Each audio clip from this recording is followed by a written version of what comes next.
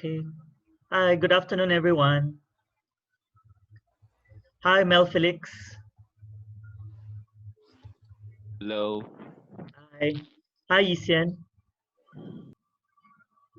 Hi, Sarge. Happy Hi. Bernadette. Are you having a late lunch? Yeah. I had a late lunch too. My brother brought his family over. So we had lunch together. Oh, so Yeah. you just finished your lunches now? Well, I finished work, pretended to finish work, switch off my other laptop, joined my family for lunch. Mm. So what was my menu? Although you didn't ask, we had beef dendeng. We had sambal godok, which is very Javanese. We had murtabak, the kambing one, mutton, rice, the obligatory rice, and then something else which my mother surprised me with. Now you can see why I'm so fat, right? It's like that's lunch. Good grief, you know.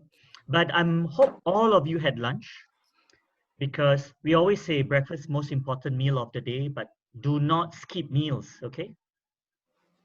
And Justin, you said you just woke up. I will hope that you had, a second meal of the day. Just nod, Justin. Okay. So remember, seriously, do not skip meals. Okay. Because it's very important for your brain formation and your general health. And we're still in COVID. So do not compromise your health whatsoever. Okay. Regular meals, regular exercise, thinking exercises, keep your brain and your mental faculties always at 100%. That's the way we will beat this pandemic. Okay, so that's very, very important. And I cannot stress that enough. And I don't say this in a patronizing, condescending way. I say this because it's a reflection of what I tell myself on a daily basis as well, right? I get up early at 5. Of course, Peng An lectures me all the time. You need 7 hours of sleep, but my body just can't handle 7 hours of sleep. But I do, you know, get my yoga done after I pray my dawn prayers. I have breakfast at 7, and my breakfast is unfortunately very healthy. It's basically organic rolled oats, chia seeds, a dollop of Scott's emulsion cod liver oil, and a glass of lemon water every morning, Monday through Sunday, non-negotiable, right? And during the day, like Ping An and Vashima and Bernadette, we read, we engage people, we keep our mental faculties intact. Okay, so I would love it if all of you practice this and be advocates as sustainability stewards to tell people the same message as well, because this is really the way for us to beat this pandemic and beyond, right? So that's really good. And interestingly enough, I think that goes to the theme of what we are going to chat about today and to discuss. Peng An just told me it's dignity. Am I correct, Peng An? Yeah, Bernie, yeah, dignity, right? Last month we did identity. So milestone number 2, dignity. Milestone number 2, so dignity. And for me, why I said all the things, and I say interestingly enough, there is that link with dignity.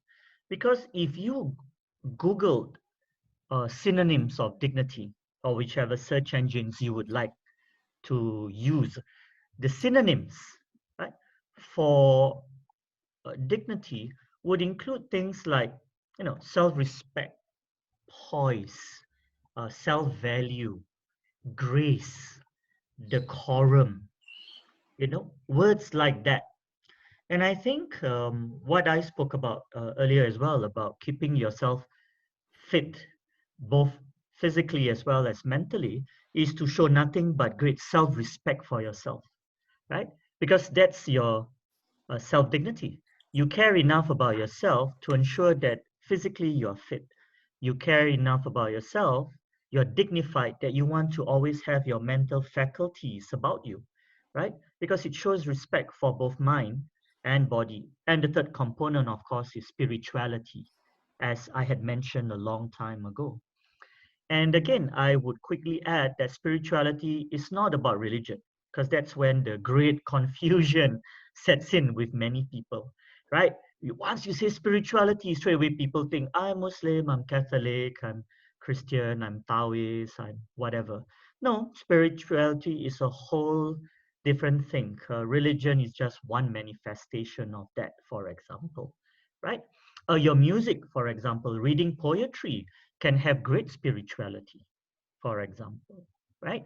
Your memes, your memes, your doodlings, for example. Food brings out the best spirituality in many of the great cooks and chefs, right? I mean, the best food is fabulous because your mom or grandmother cooks it and it's infused with nothing but their spirit, their love, their history, you know, their respect for tradition and their love for you, right? So that's something to bear in mind as well. So when we talk about dignity, which is now our milestone, I find that is a very powerful principle, a very powerful motivator, and that is something which is unique onto ourselves, right?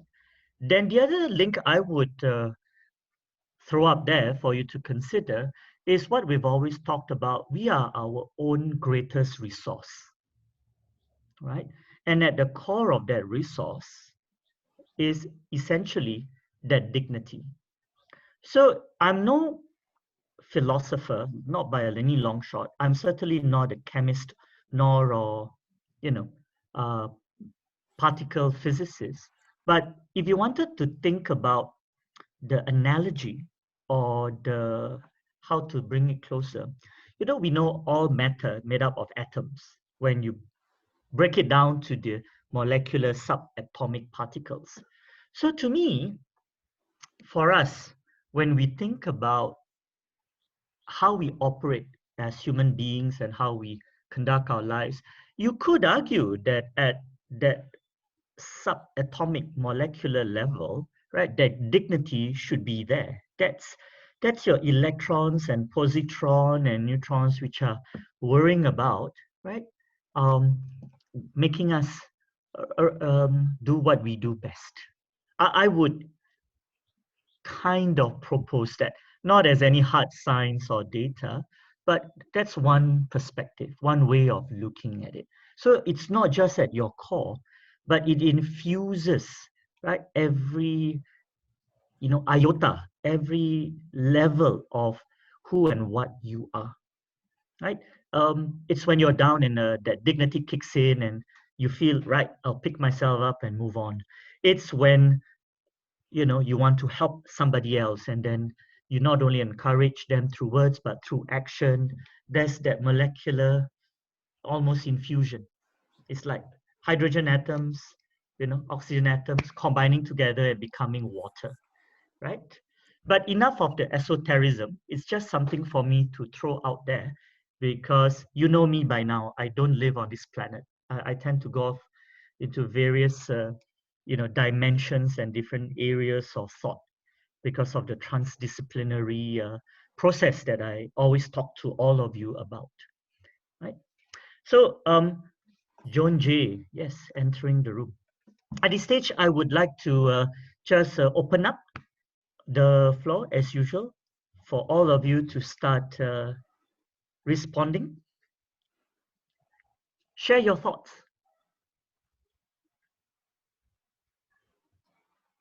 I think it'll be great for each one of us to come up with the first idea without getting to formulate what is the right thing to say. But just when you think of dignity, just come up with the first thought that comes to you. That would be one way to just enter a conversation without Fabulous. too much overthinking. Fabulous. Somebody wants to go first? Hi, Joan J, by the way. Joan J, hi. Hello. Welcome. Oops. Okay. So Joan J, today we're talking about dignity. Oh, dignity. Hi, What sir. strikes? Right, maybe we can just start with Joan J. Right, fresh. When we say dignity, what comes into your mind? The first thought that strikes you, Jonjin? Hmm. No right or wrong answer. What strikes you immediately?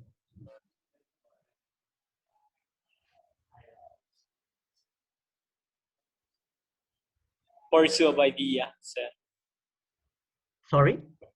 Pursuit of idea. Dignity. Pursuit of ideas. Yes. Okay. Do you want to explain a little bit more? What do you mean by that?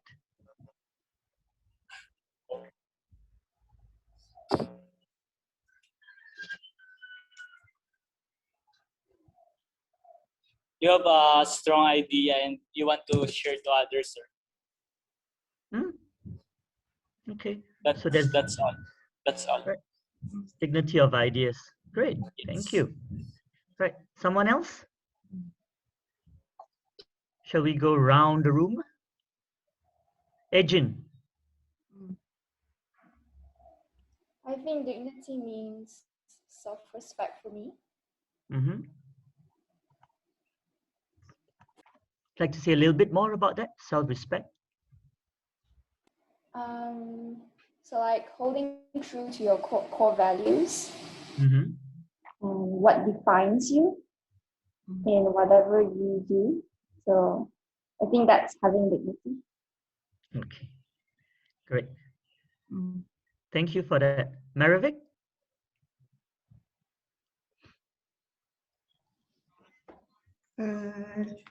If in my opinion, can I share something, some Of thoughts course. regarding dignity? Always. In my situation is that I've been a naughty students in high school, being involved with sports and didn't have enough time in studies, but I know my self-worth, that I can, I trust myself that I can do anything, and being able to excel in my studies is what we say, how do we say kepuasan? Satisfaction. Satisfaction for me to gain my own dignity and self respect. That is dignity for me. Yeah. So that satisfaction fulfills you, right? Yeah. Even though people judge me such way, but I know my self-worth. Thank you for that sharing. Right. Morvan? To me, I think it's respect and manners. I mean, you need to respect. You want people to respect you. If you have to respect people the same way, you want them to respect you. So, and in terms of manners, I think having the right manners will allow that will make other people to respect you. So, yes, meaning you have to respect your dignity and other people's dignity. So, I think, basically mutual and self-reinforcing, I would say, perhaps. Yeah, mutual, yes. Right. And also, it's not a one-way street to some extent. Yes, it's two ways. Fabulous. By the way, slight digression. Let us not stop you from eating your sandwich and jam, right? Because we will vicariously enjoy it along with you. And vicarious is no reference to vicars and to the church, by the way. It simply means we will live through you. Oh, that looks really good. Always remember, my grandmother used to say, chew 20 times before swallowing. Okay. Okay. Oppa Justin, you're up. Well, I think that dignity is something that you earn from your action towards others.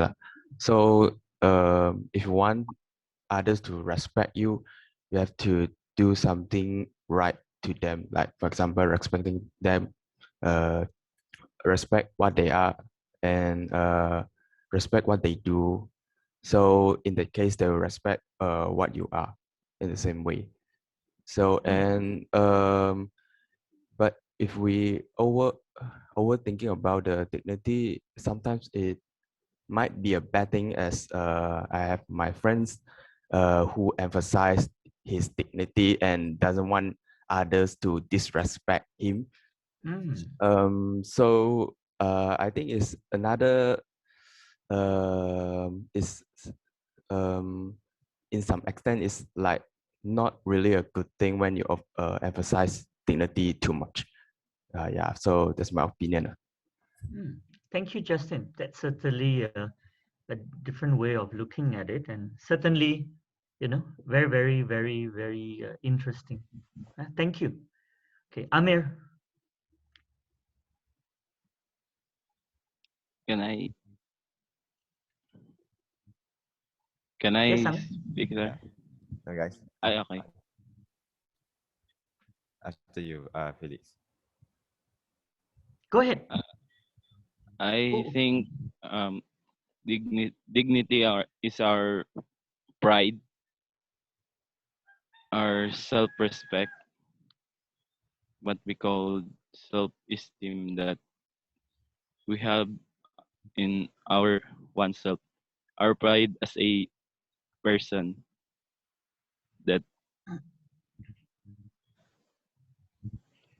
That's it. Our pride.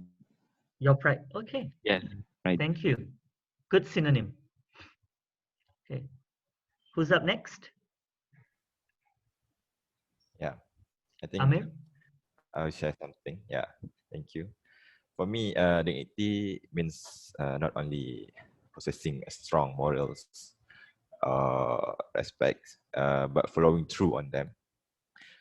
Every human being has the basic right to respect both of himself and also by his fellow men. Every person has the right to the freedom and to express his moral beliefs through words and actions that will help we grow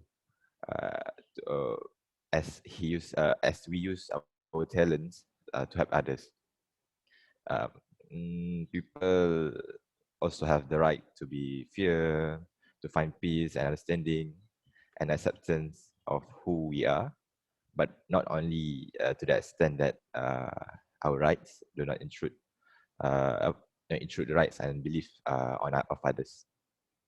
So dignity also involves respect and compromise among the different people of any society, where we came from different families, different background, religions, different political systems. Yeah, the belief make up different systems of morals. So this respect define the dignity for me. Yeah, I think that's all for me. Great.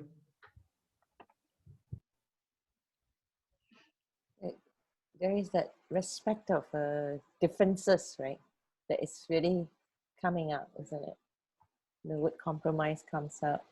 That's interesting.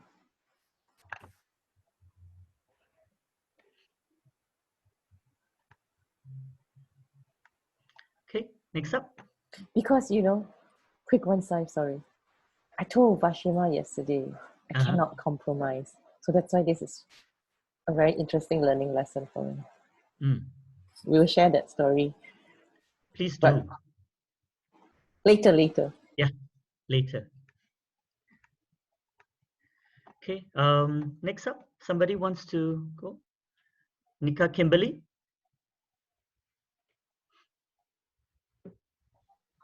I think dignity is the way we respect others and accepting who they are and what they are believing in and their choices, accepting and respecting their choices in life.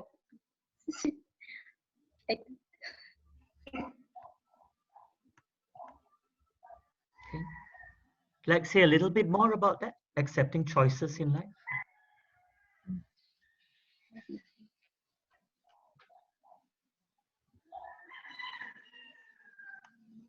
Would you like to share a little bit more about choices in life, Kimberly?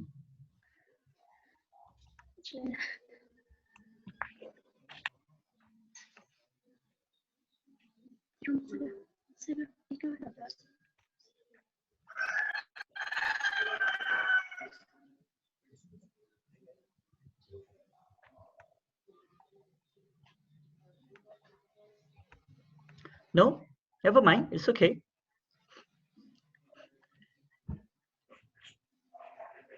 We have Andromeda, Yisian, and Noras Leana. If they would like to share. Yeah. Andromeda, It'd be nice if you turn on your videos too so that we can see your expressions as you're sharing. Oh, Yeah, thank you. okay, thank you. Okay. Would you like to share with us what comes to your mind as soon as you hear dignity? The word dignity has something to do with your own self, your personality, your true self, and your me self. It has something to do with your characteristic as a person, and not only as a person, but also as a human being that has care, concern, and understanding towards the other people, because dignity is something that stands for who you are, reflecting the things that define you. Some examples may be the thing that you are doing, what you are capable of, what you love to do, and the mere thing that really defines you as a person of as a person and as a person that you wanted to be. It is something that you're holding on, or it is something that you are trying to keep, just like just like a mirror that reflects the identity of a person. In short, the dignity is a mirror that reflects the identity of a person.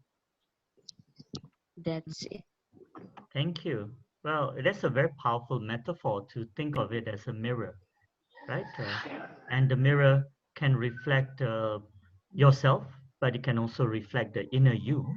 And think about it as well as two mirrors. When you stand between two mirrors, you actually have an infinite reflection, right? Think about it. You put one in front of you and one behind of you, and when you look at it, right, the sum of you, the core of you, extends to infinity.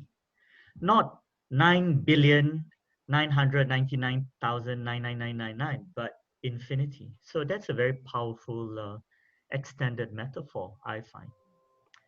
Thank you for that. Yisian, hi. Hi, Zach. Hi. I guess for dignity is kind of like an innate value and worth as a human being ourselves. And if we are born with it, and respect is kind of like the things that go together with dignity. And I think we all have the desire to be treated as a worthy human being, as something that people want to value for.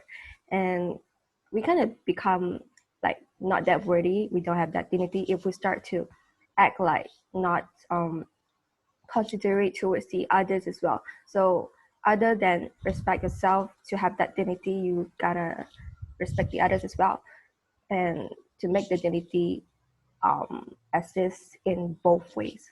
So not just define our values, but the others as well.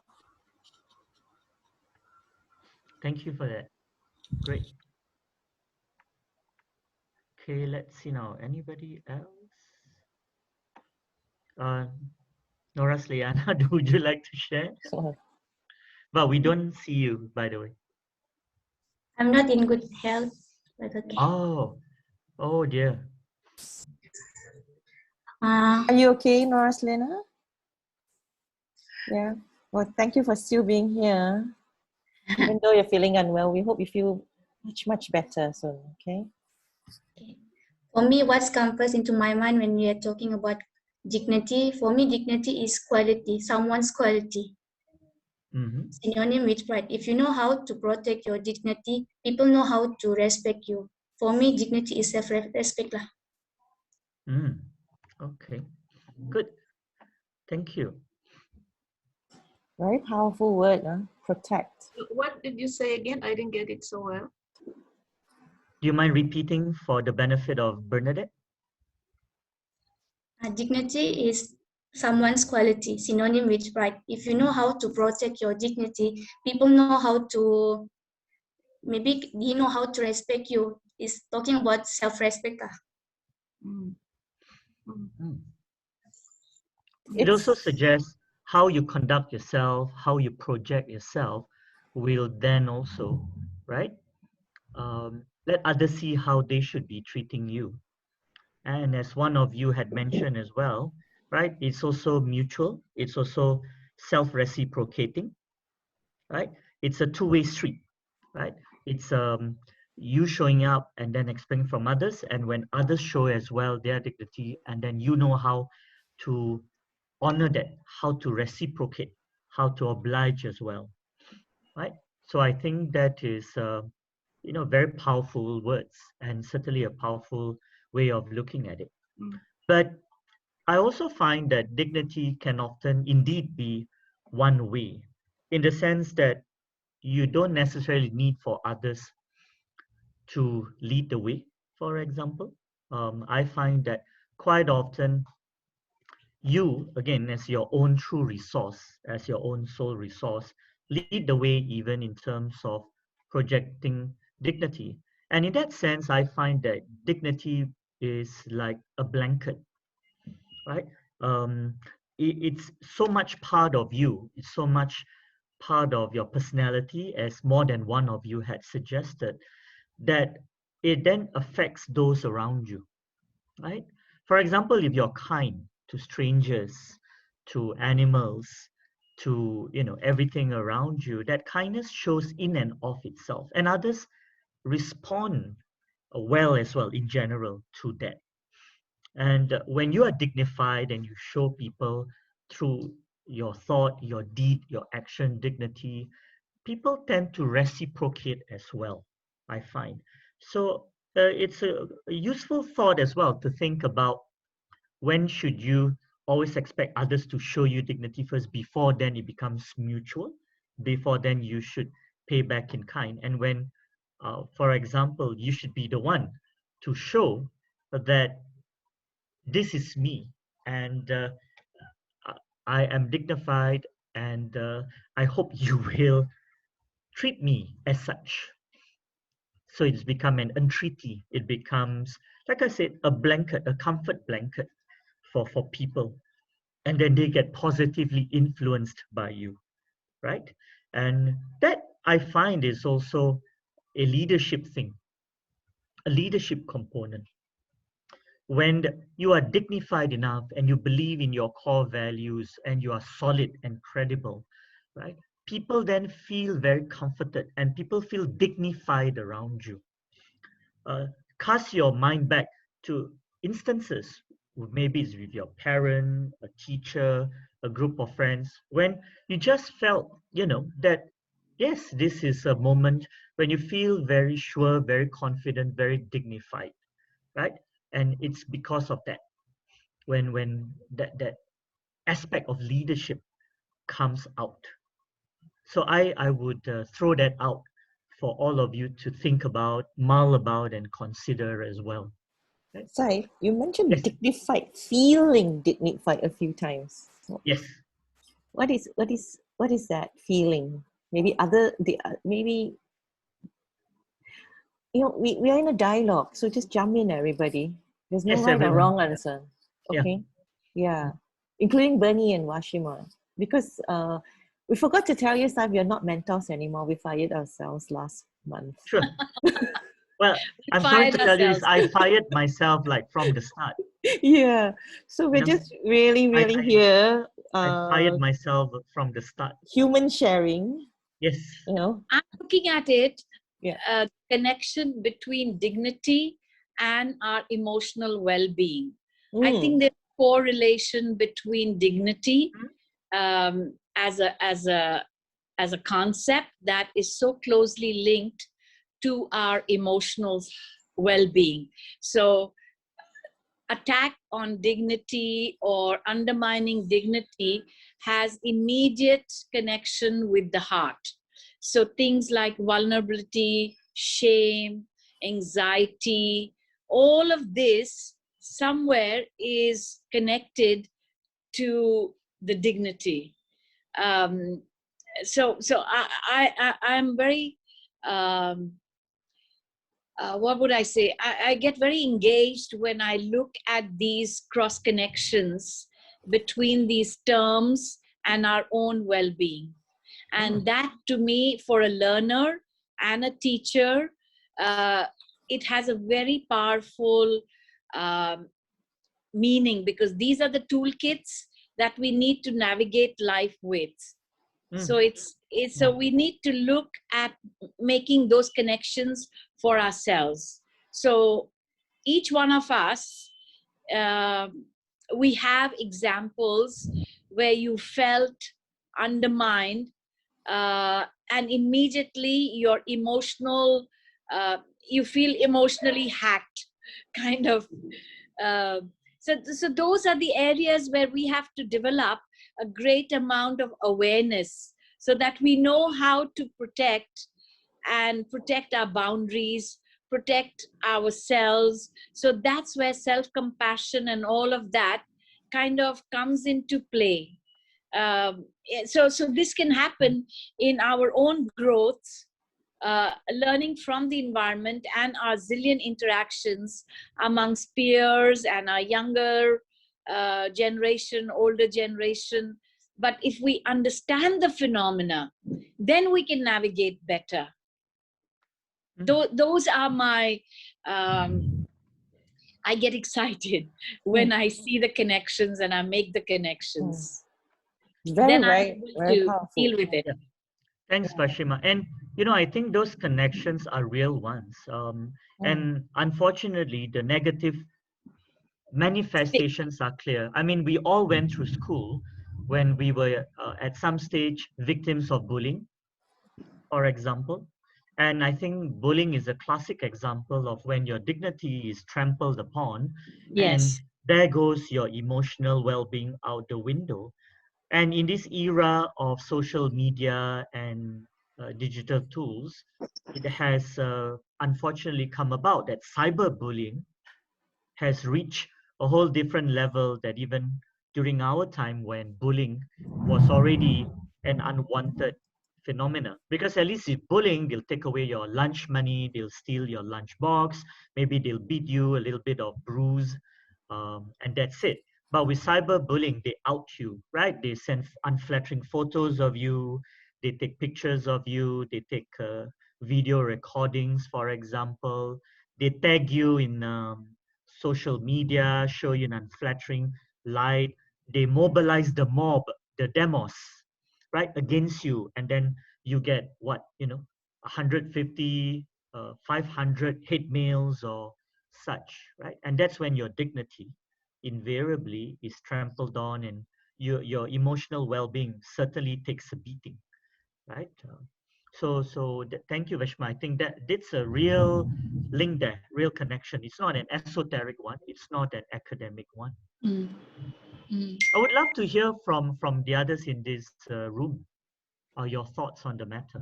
Just jump in, everyone, anyone.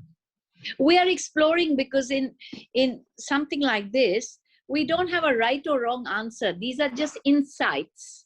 And the more insights we share, each one of us will make our own connections. And that is going to be the wisdom and the toolkit that will see us through in our growth. Because it's a matter of not as a concept or a definition outside us. It has to be related to our life experiences.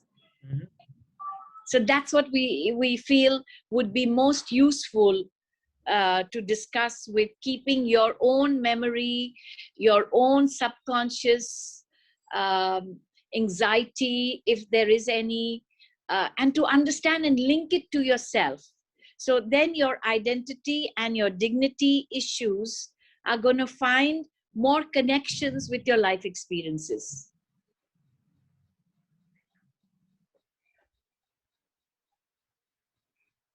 And these are very difficult topics to explore, because it connects with, like, while I'm talking, I'm looking at all the times when the teacher in the classroom has made this attack, although for my benefit, because her intentions are to help me excel and reach even for higher things, but I did feel undermined. So those are the areas where we need to understand our own experiences, so that we don't carry the burden and the baggages, because we understand it so much more and we are able to let go. And we are also aware not to repeat it in our interactions with others. So the compassion, the circle of compassion grows, because it's happened to you and you understand it and you let it go. You can make sure that it's not repeated for somebody else with your raised awareness levels. Am I making sense? If I'm making sense, then raise your hands up so that I know.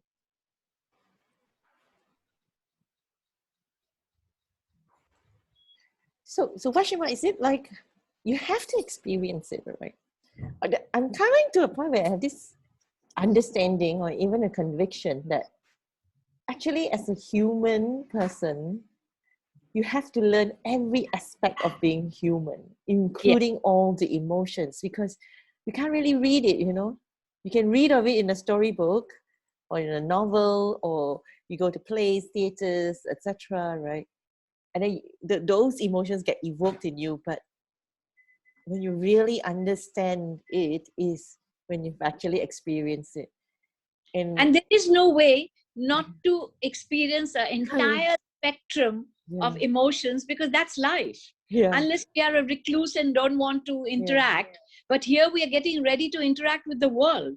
We are not just to get ready for that pain, guys. But you will live through it. And we're here to give you the antidotes. So start writing them down early. Because you can get stuck in it. That's the other thing. Last week we flipped around VUCA, right? So as you all were talking, I'm flipping already. Okay. I'm like, bullying, okay, protect, because you know it's happening. You know it will happen. So it's not to talk about it. It's about what am I going to do if that happens? Right now, be prepared. So if dignity is right at the core of your sense of yourself and it's going to wound you like crazy, you're not going to stand there and let people go, chia! You're going to let them chia because we just told you that they were chia anyway, right? So what you're going to do is boom, bounce it back. And then the arrows, make sure don't hurt their hearts. Make sure the arrows turn into some kind of energy that, you know. It becomes it kind of what they call is productive discomfort. So, sorry, I gotta mute that. So yes, these things in life, when emotionally you don't feel so protected and so nurtured, it's a time to become productively discomfortable, because out of that discomfort will come your insight. The insights are never without a huge assault or a huge elation. It has to come through a deep experience. So it was like this, Mashima, shouting in the mountains again. We are in a pandemic, guys! Because I could see everybody, and everybody was just like in different places, right? The comm center. Then somebody's like, I woke up at 8 a.m. I haven't had lunch. I'm like, we are in a pandemic. We're here to save lives. And this was the team of my BCP leaders, right? So when you think of dignity in forms, right? Like I'm like, hello, are you ready to be a BCP leader? Because we need to save life and the house is on fire, or we already caught a positive infection somewhere. Would it be lovely if we could have a cup of tea and then save some lives? No! Get your whatever thing that comes out from my mouth, get it to your thing and move your body, you know? So it's about resilience. So BCP, Business Continuity Planning, so happens is Business Continuity Planning. This program is about human continuity planning, okay? Human life on a planet Earth. Okay, it's that serious. If you don't get that, right, just what I call fuffing around, you know. Yeah. It's a rude word, Sai. Fuffing around. It is a rude word. Okay. Sorry, please delete that. Your volume dropped, Pengan. Oh, my volume dropped. That's bizarre because I've been shouting the whole week. Okay, now good. Yeah. So I was seriously concerned about my own shouting as well, actually. And then why did it happen, you know? And class, we are actually facilitating these kind of programs, right? You're dropping again. I'm dropping again. Maybe my microphone. Is it better now? Yes, now. Yeah. So I called Washima. Either I dial 1-800-SAI or I dial 1-800-Bernie or I dial 1-800-Washima. I dial 1-800 as a leader because that means I have been come out of my own depth and I must recognize it straight away. This is how difficult it is in a pandemic or in any crisis, whether it's a pandemic, whether it's in your family circumstance, whether something happens, you know. The first thing you got to do is you know exactly when you are out of your depth. And when you're out of the depth is when you start behaving out of your own character. So you first must know your own character. So you gotta set some parameters within yourself because you gotta have check and balance. You cannot end up being a hubris person, you know, later on in life just because somebody trusted you, gave you authority, gave you mechanism, and then suddenly you find yourself surrounded by yes men, yes women, stuff like that. So the honesty of yourself and then your ability, because it's so nice and so easy to have somebody flatter you. Who doesn't know how to do that and get things done and then you feel good and then you say yes? No. It requires saying no. It requires resistance. And maybe the person who is going to give you the truth is going to say to you in the way that you cannot take it at all. It's like pierce to your heart. Then you say, "Walao, you violated my dignity. Walao, you deserve it because you were wrong. How about that?" Then after you look at each other and say, "You know what's my word going to come out already? I cannot say it, right?" Then I say, Then after that, then you say, Then after that, you say, "Wow, you're my friend." Do you understand what I just said? Truth, right? How do you discover truth in life? We cannot tell you how you're going to discover truth. We can only tell you how we've discovered our own truth, and we're still discovering up to 2 a.m., 3 a.m. the last 2 nights, you know? True facts, you know? So I am not in the school of thought of going round and round and round. I'm in the school of thought of just live it. Equip yourself knowing that you're most vulnerable when you're most vulnerable. And vulnerability is your highest strength, like that. And you can still stand and rise. Okay? And your arrows coming out are not arrows, but love. Like rainbow. If you can do that, right? I mean, it takes years and years of practice, and you will cry through it, you will fight through it, whatever through it. And just know this, you cannot do this alone. Okay? Yeah. Yeah. Because there's no check and balance otherwise. Because if not, you're just looking at your own infinity mirror. And that is an illusion. Okay, Washima, sorry. No, that's very true, because I think all this learning will have to connect with our life directly. And we all have life experiences which have commonality of having been let down, commonality of having felt shame or anxiety, anger, pain, disappointment. I mean, all the spectrum. Nobody can ever say we haven't experienced this in our life. Very few, maybe 1 or 2. But then we need to feel this, because that's where our empathy towards ourselves and the community will grow, will shine. So empathy will come because we can imagine what it feels like to feel shame. If you really feel shame, if somebody has helped you to feel shame, you will never want to do that to another human being. So that's where these experiences are very valuable.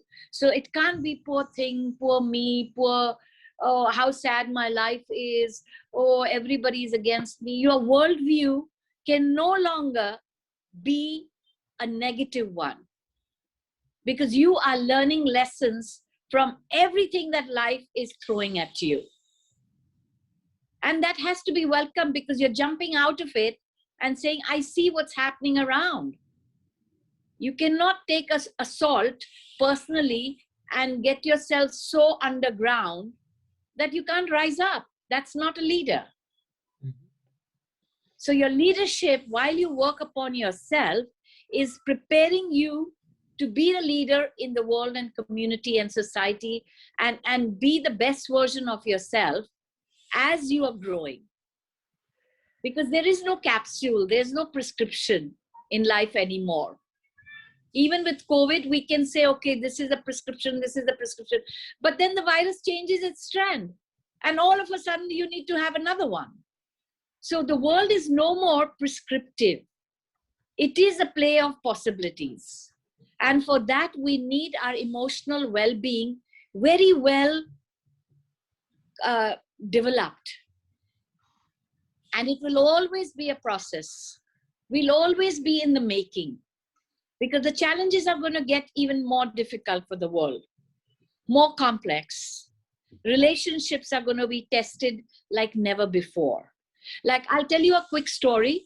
I have taken recently 3,000 kilometers car ride in a state which was really impacted with COVID.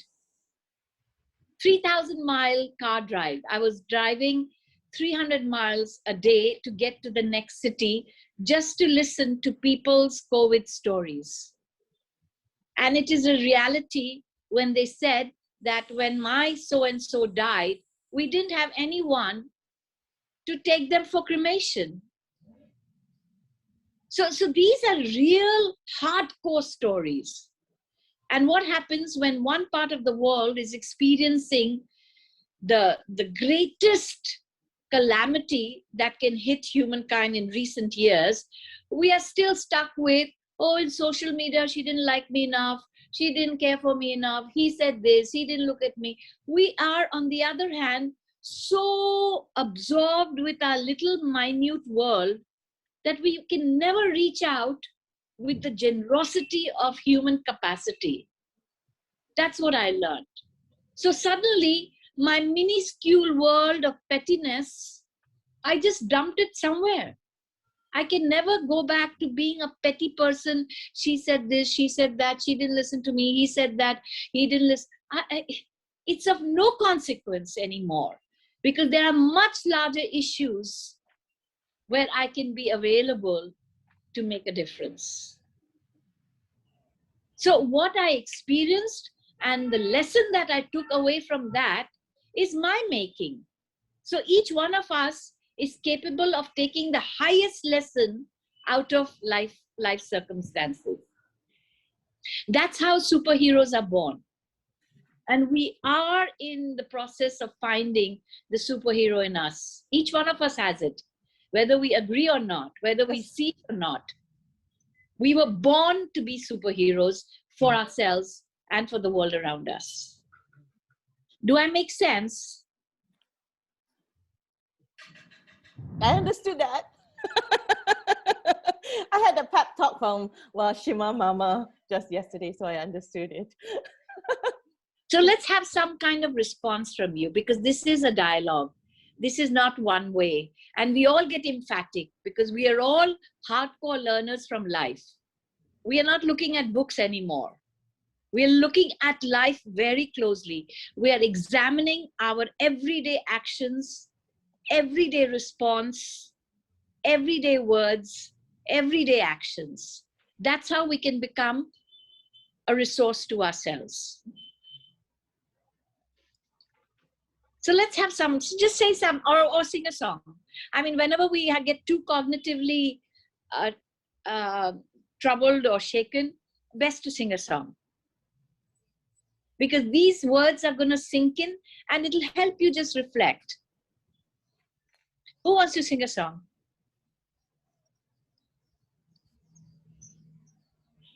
Remember we sang a song together last time? We can pick another song to sing together. Or play a guitar. The thing is not to take life too seriously over here.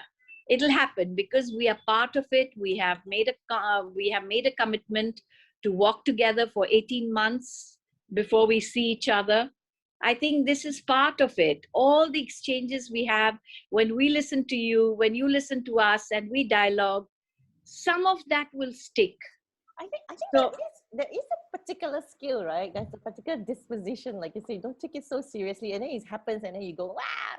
But then after that, you have to go back to the place where you laugh, you know. So Vashina listened to me swear for 2 hours, okay, and then after that, we ended up laughing. I did. I'm not saying that you can or you should, but maybe you know, but I did. Okay, so Peck, you sing a song. Sing a song. Huh? Sing a song. Sing a song. Today is out of battery, you know. Okay. Who's gonna lend batteries to Peck? That's what we are. We lend each I other just sing batteries. together with somebody because Peck today is, you all have no idea. Peck's week has been really, I'm really out of battery. This is out of battery Peck, huh? Can you see this out of battery Peck? Can you imagine Peck with batteries? Okay, never mind. What's the saying? Sing something. Sai, you take it over. We're going on. Huh? Well, there's no taking over, remember? It's all about us, all of us. So, you know, who wants to say something? Come. Yeah, right? you know, something that comes through your heart. It's quite interesting one. Actually, sometimes when you say things, you actually don't even know what's actually inside until it comes out. So you have to actually let it come out. And then after you like, did I really say that? You know, or wow, that's an insight. I don't know. Yeah, I don't mind saying something. Go ahead, Marvin. All right. To continue from Starry and Washima, something about social media. I found that social media makes people more comfortable in disrespecting and insult other people. I noticed that a lot because I found it's very bad because unlike when I was in primary, whenever I insult or bully other people, I'll get punched straight away. And on social media, you do that, no one can punish you. So yeah, it's kind of interesting. Wow. So I was observing this in the Amazon Southeast Asia Summit, right? It's a live streaming on Facebook. Well, everybody was conducting like this on the seminar. It was the chat streams. It was ridiculous. If I were the facilitator, I would just say, could we have, everyone, please refrain yourself from this kind of statements or this kind of language. You can say it. You have the power to really set the tone and for the place. Now, if you say, now we say, okay, this is an open thing, okay? You can say, and maybe somebody is really angry and we're okay with that. And we can host the anger however it comes out, right? And we do that for poetry and stuff like that, right? But when it becomes normalized into a culture where you're allowed to do that, right? You will find it's, we don't need to see that because we know how ugly it can be already and how hurtful it is. So what I'm saying is, you can, if you are facilitating the space, certainly stop it, set the tone.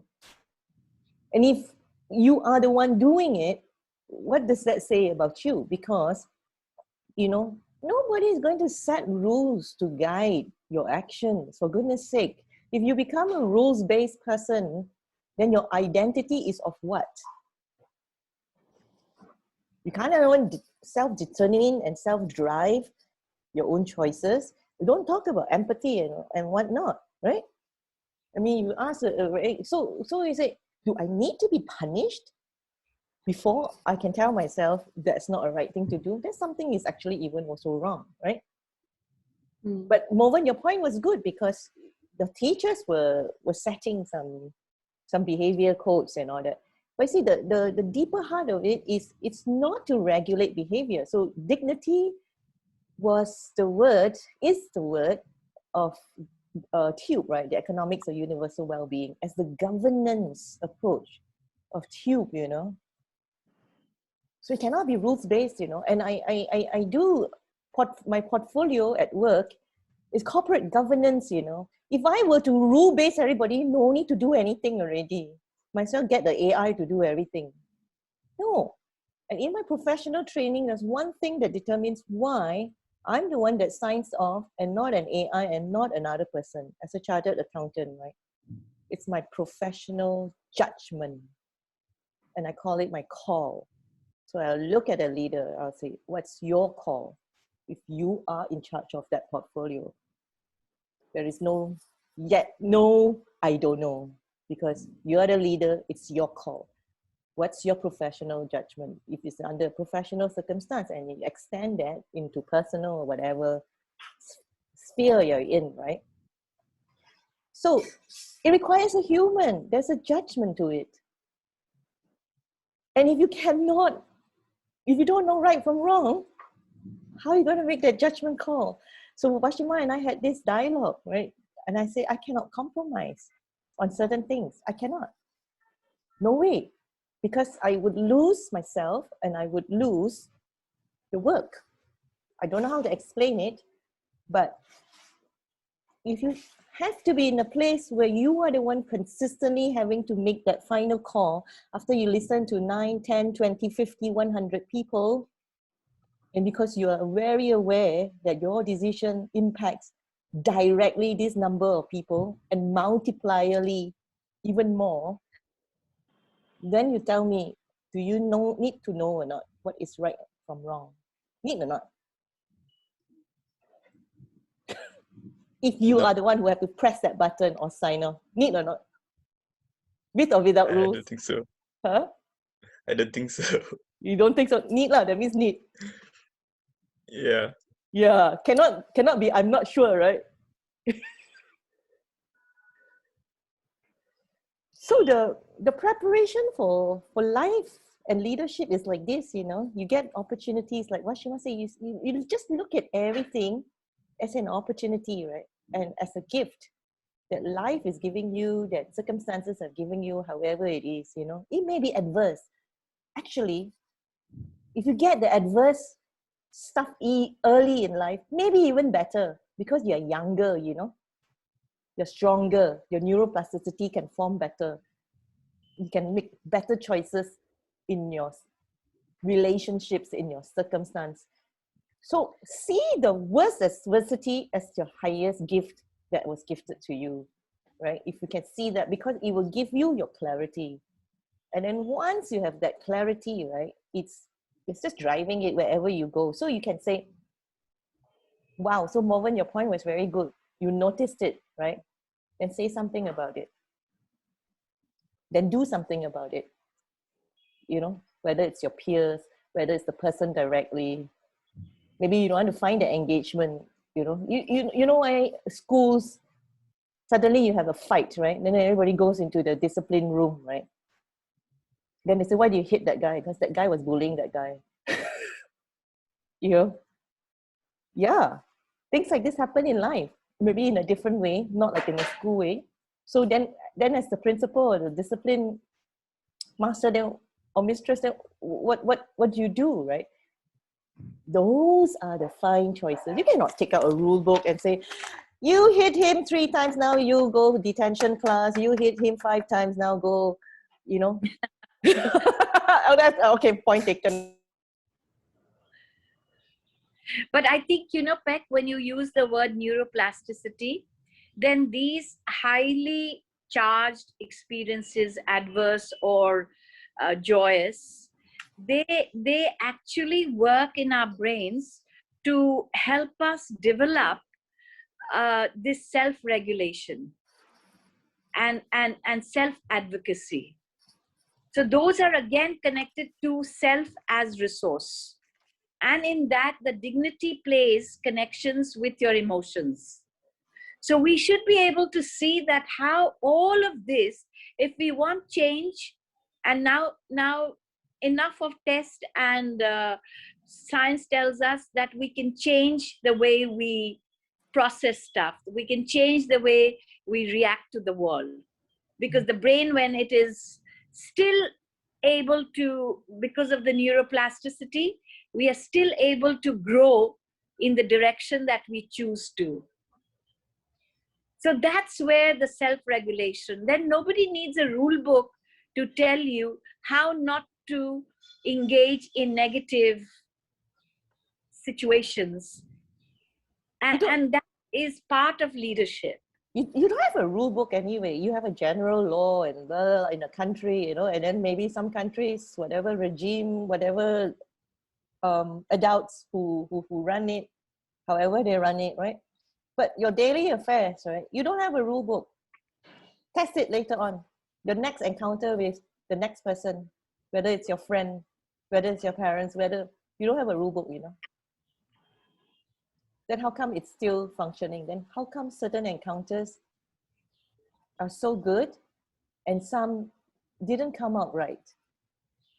Maybe start thinking of it that way, you know. And you have to start reflecting. And then you don't, there's no point going into a conclusion that he, she, la, do, you know. To me, it's like, hey, what's that about, right? The reflection is really about, wow, what is human nature about, right? Why is society like this? Because human nature is like that, right? Then how do we then improve that, right? Like what Shima says, there's enough science, there's enough resources, there's enough tools for connectivity. Look, this is a testament of that. I don't need to tell you that I cannot connect with Dangkalan now. That is an untruth. Ran the whole entire BCP with just couple of spots in the mountain with some data and walkie-talkies, and then they told me that their phone burnt up and it's very hot.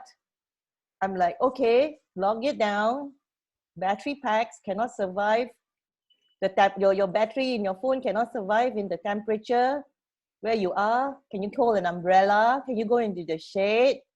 You know, so it's like that. Yeah, when you're working and gathering in your everyday, you're examining not to judge or administer judicial stuff, okay?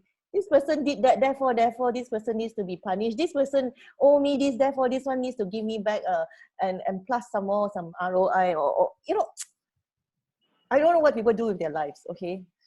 For me personally, and that's why we are doing this, when we are sitting here, what's exciting and what's what Shima is saying that is exciting is this generosity, right? She used this word, you know. Can we access it, right? That our generosity, they just access it, just pull it out, right? And then how do you apply it all? And there is a direction. People say no direction, I don't know. It's all gray, it's all relative, yin-yang balance. Oh, yeah. No, there is a direction because the world needs to be positive. If you live in every day and you don't make a commitment to say, I think human beings are born to be in a place of well-being, you know, that's where they thrive the best. You've seen babies, right? If baby is in an environment that is not good for the baby does not thrive. So it's the same. So it's that unshakable, for me, it's that unshakable one thing for me, right? That nobody can take that away from me, okay? No, don't you dare take that from me.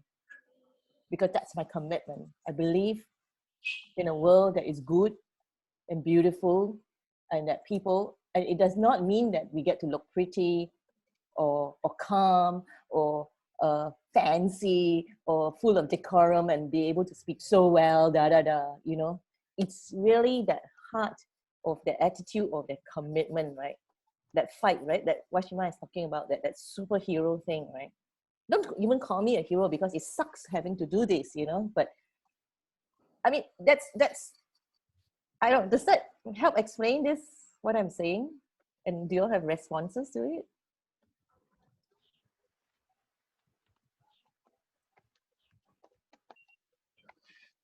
I think Justin wants to say something. Justin, I can't wait to hear your voice. Please.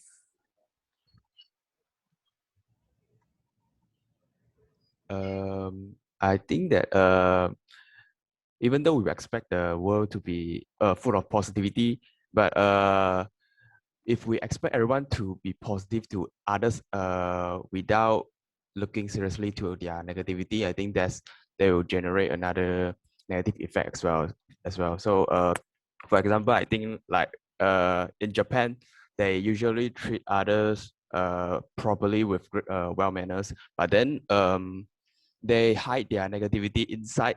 So even though you go there, like with the go there, it seems like they are so full of positivity, but then inside in their culture, in their society, there are many the suicide, for example, the suicide rate is very high. Yes. So yeah, so even though we want this world to be full of positivity, but then we need to look seriously how to treat the negativity as well. So Yes.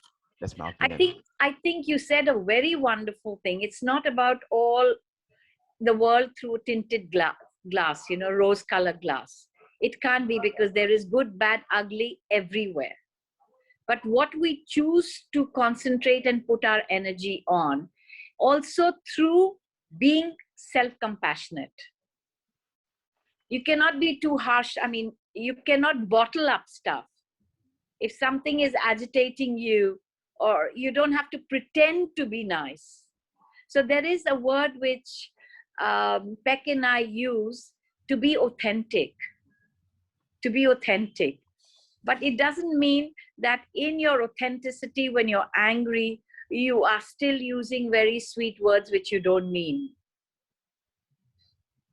But there is empathy, which is guiding force through all of this. So while we say, look at the positive, it can't be that you're not taking cognizance of that which is negative. Like, I'll tell you one thing. I'm part of teacher mentoring. Okay, so we have a code over there between ourselves, between the mentors, that we are going to work first on the flowers. With that, what do we mean? We mean the ones who are ready and set and eager to go. We shall work with them faster to make the change. Then slowly the ones, and we call the other ones the stones. The ones who find negativity in everything.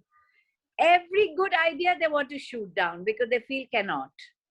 So when we work with the philosophy of being positive, we know that people have reasons why they want to shoot down all good ideas.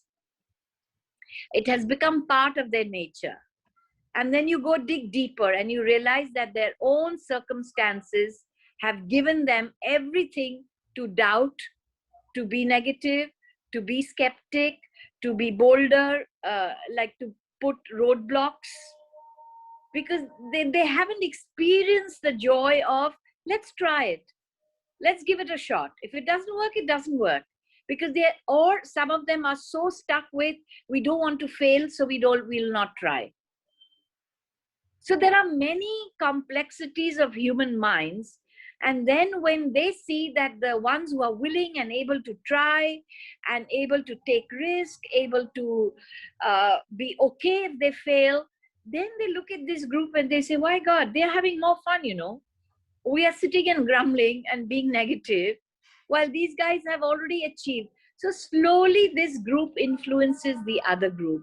But if I was to put all my energy in trying to work with people who have that negative mindset, then I don't move at all. By the end of it, I have to learn to manage my frustration. You see, so only 100 pack. Sorry, say that? when you have to handle your frustrations, by the time you get to that point when nothing is moving, dial 81800 pack.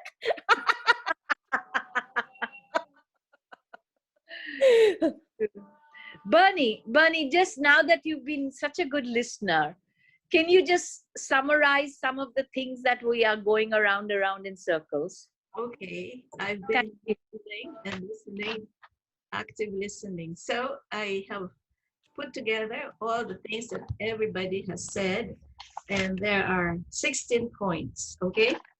One says, see yourself objectively.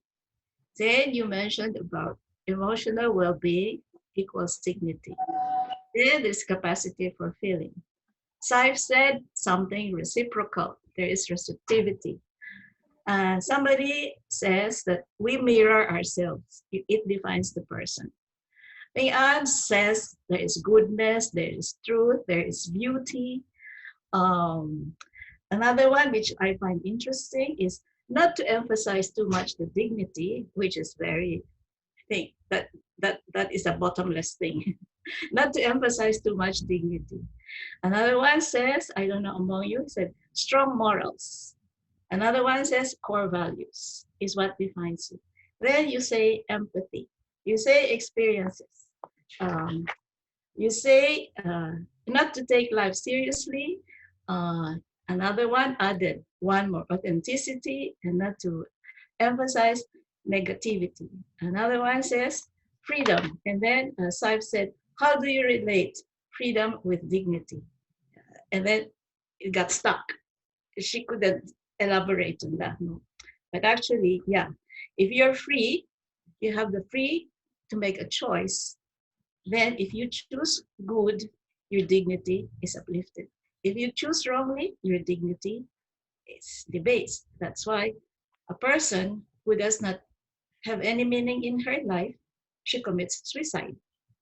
As simple as that, because there's no more dignity to preserve. So goodbye life. And that's a free choice, right? What else? So, but I can summarize. Dignity is bottomless. It is shared by all. It affects all. It's not monopolized by a few. That's why Ping-An said there is no rule. There is spreading of ownership of dignity, and you cannot change it. It is a limitless participation. So how can I summarize all this? Impossible, because dignity is, for me, in one statement, to make the capacity to make your life worthwhile for others and for yourself. Because if you make your life worthwhile for yourself, you're going to make life worthwhile for others.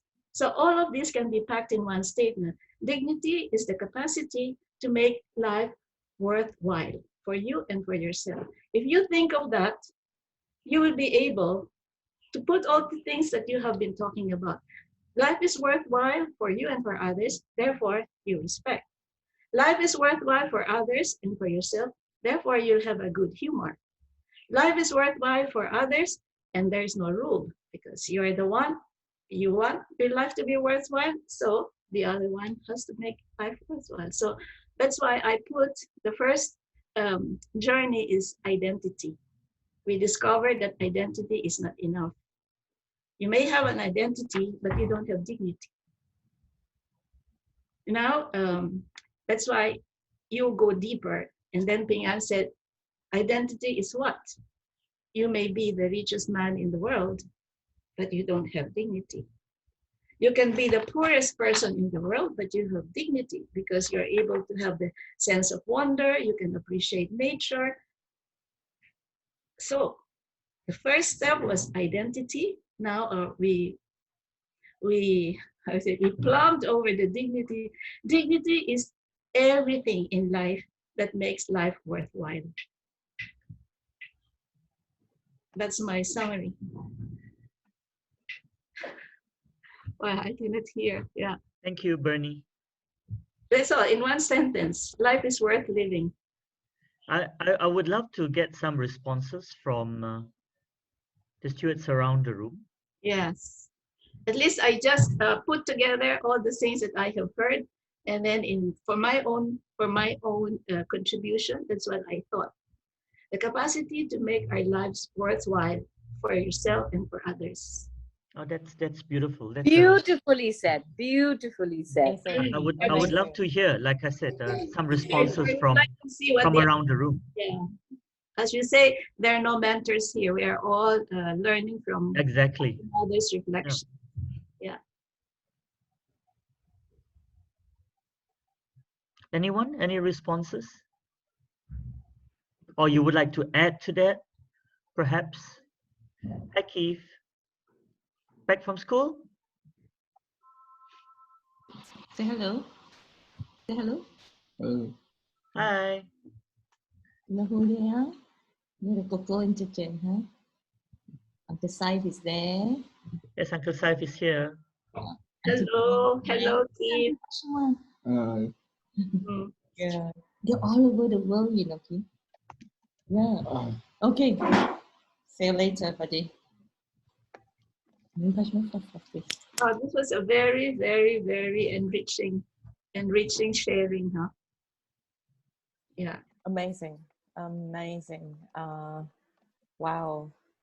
It's so good, you know. Every time we see all of you and all of us, right? This is nourishing us, isn't it? Huh, Bernie? Yeah. Thank you. You know, it's No, maybe I can add to what Bernadette says by a true to life example. I was actually on secondment to the Red Cross, and then there was the tsunami that struck, as you know, in Southeast Asia. So we did our usual fundraising and to call and appeal for assistance. It could be money, it could be blankets, it could be canned food, etc. So I remember on a particular afternoon, I was just coming back from a very quick lunch back to the Red Cross. And there was this elderly gentleman who's obviously a taxi driver. So he just quickly parked his car, opened the door, rushed into the reception, took out what was basically his day's earnings, wrapped up in a handkerchief, and just put it there and said, like, give this to them. And then obviously we knew who he was talking to, and said, no, hang on, give us your name, contact number, we'll register it. Said, no, just send it to them and make sure they are okay. And he dashed off. You know, obviously we don't know who he was and all that.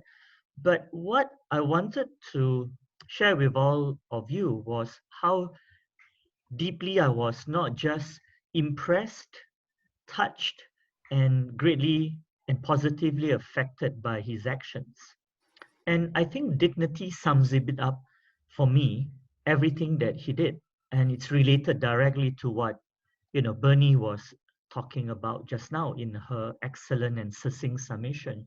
I mean, this is somebody who's not exactly making easy money, right? I mean, taxi drivers really have to earn every cent.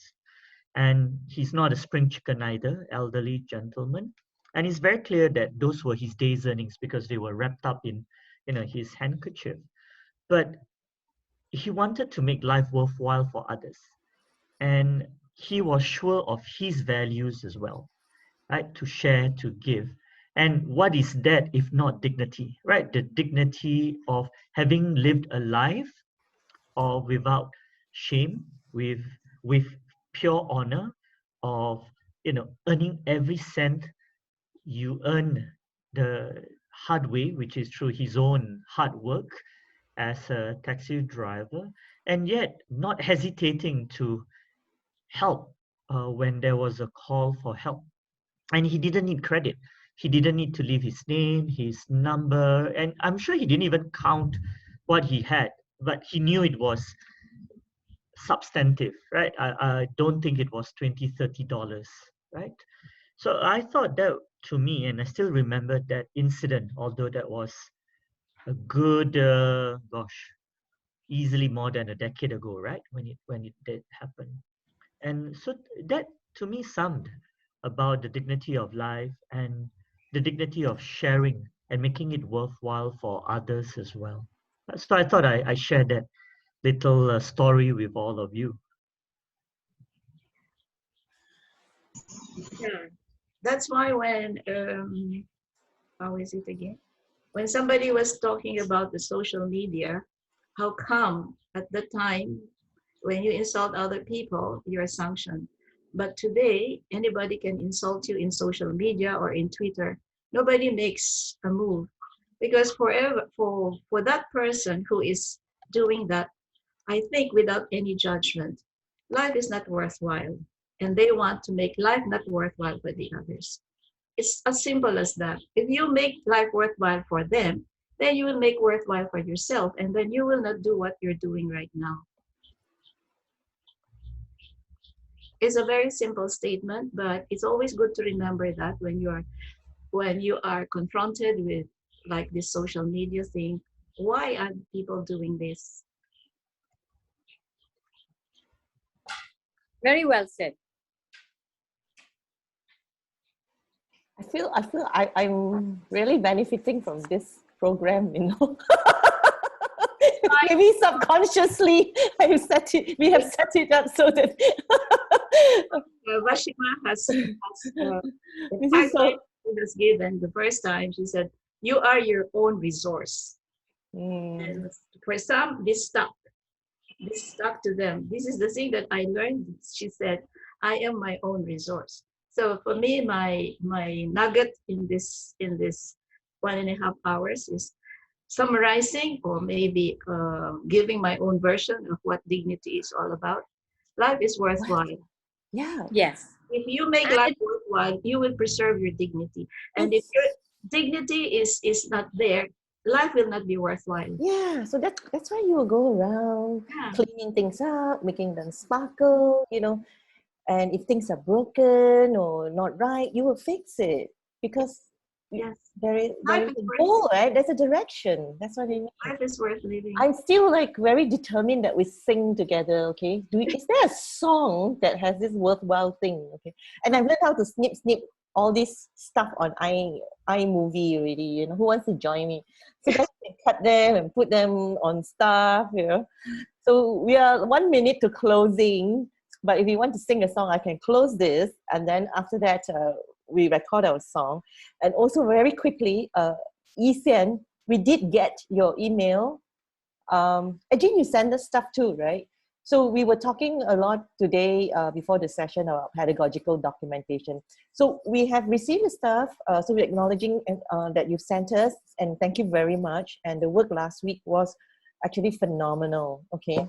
And if you have stuff, you can send us, or you can let us know during the session that you have stuff to present, okay? So what we're going to start moving on to is pedagogical documentation. So we're just going to not just on the site just yet, but contextualize it a little bit, okay? But we've got it, and then we're going to have to think through some administrative stuff for the files and communication.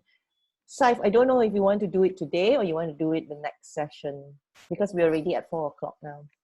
We can do it at the next session. Yeah. But we can already throw it out here. Yeah. It's the general idea, right? Which is basically to look for someone who, among the cohort, would basically be the admin person, which isn't as simple as it seems, but at the same time not entirely as complicated as it seems. So basically, you will help to, amongst other things, with the knowledge management, right? You have the administrator rights to the Google Cloud files and folders. You would help to be the one to send out, for example, through social media, Facebook, for example, to remind when is the next session, what is the link that we will be using, right? So those kind of things, very housekeeping, very administrative, but extremely important as well. So, perhaps between now and the next session, give it some thought, and let us know if you feel like you would be happy to take that on. Yeah.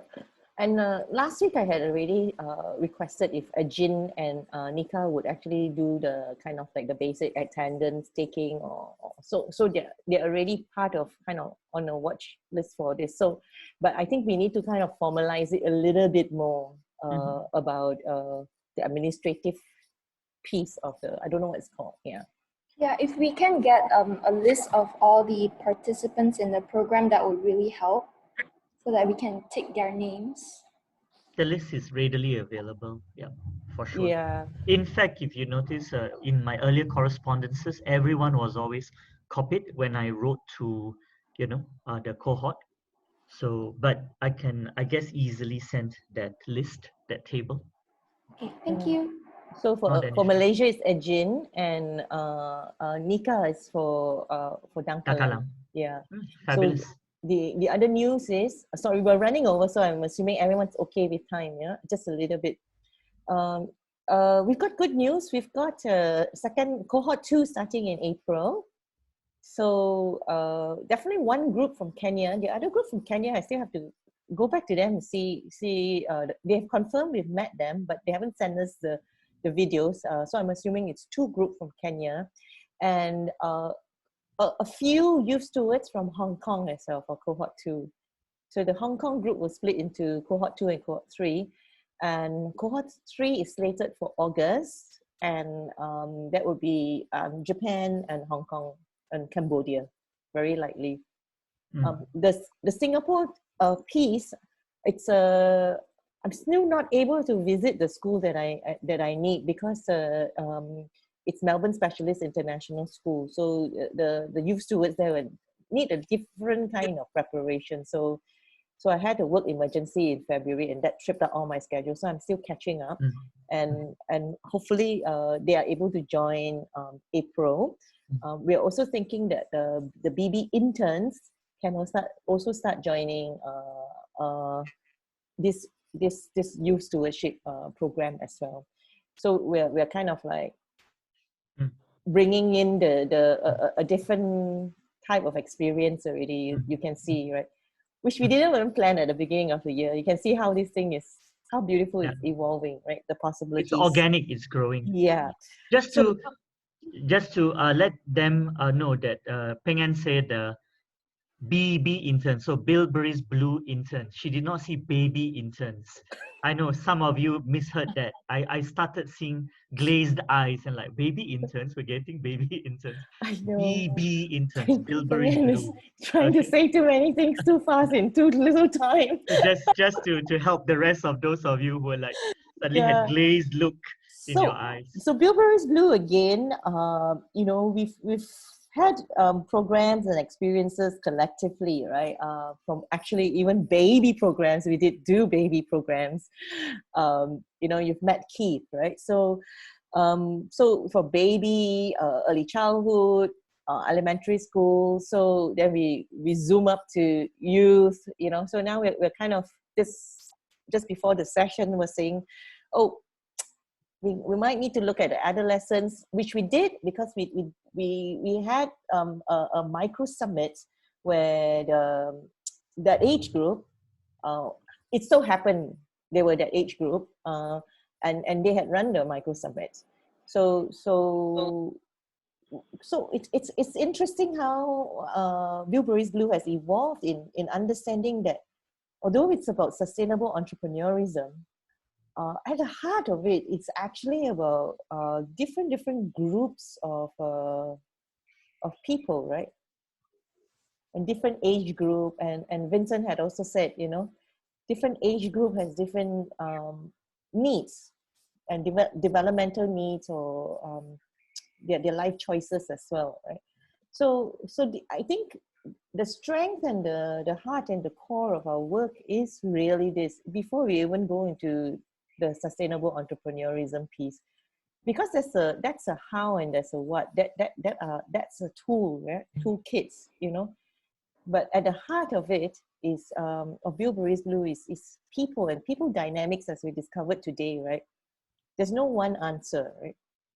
Last week we had the WUCA. I think today we had worthwhile. I think worthwhile is a very powerful association with dignity. Yeah, but of course it has multitudes, and like what Bernie said, it's actually limitless.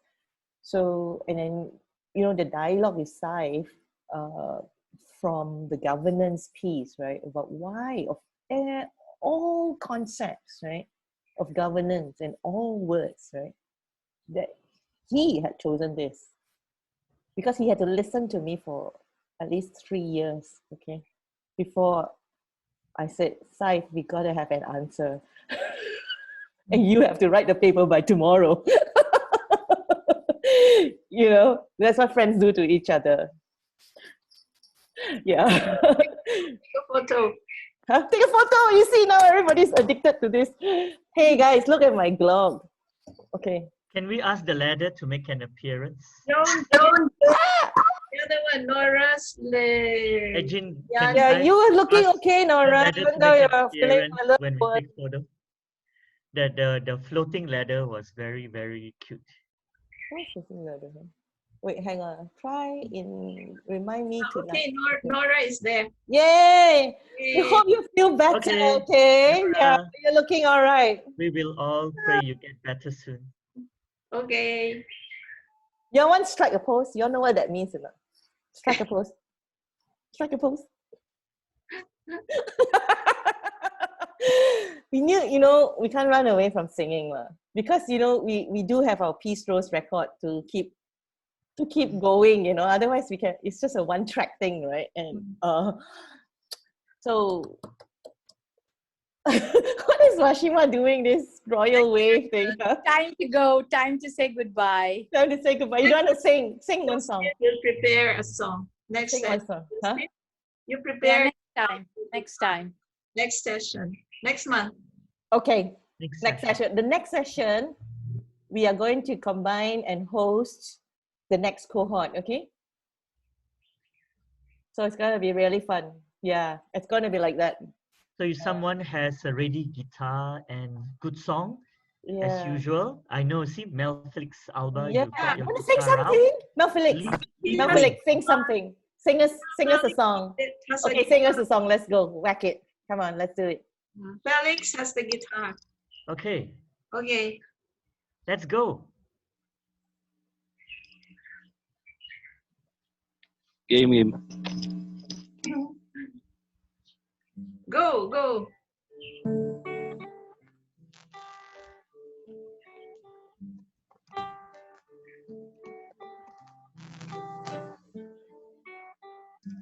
Amazing how you can speak right to my heart. Without saying a word, drown out the dark. Try as I may, I could never explain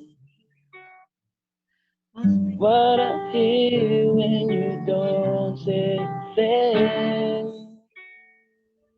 There's no face next to yours. You need me. There's a truth in your eyes saying you'll never leave me. The touch of a hand says you'll catch me wherever I fall. You say it best when you say nothing at all.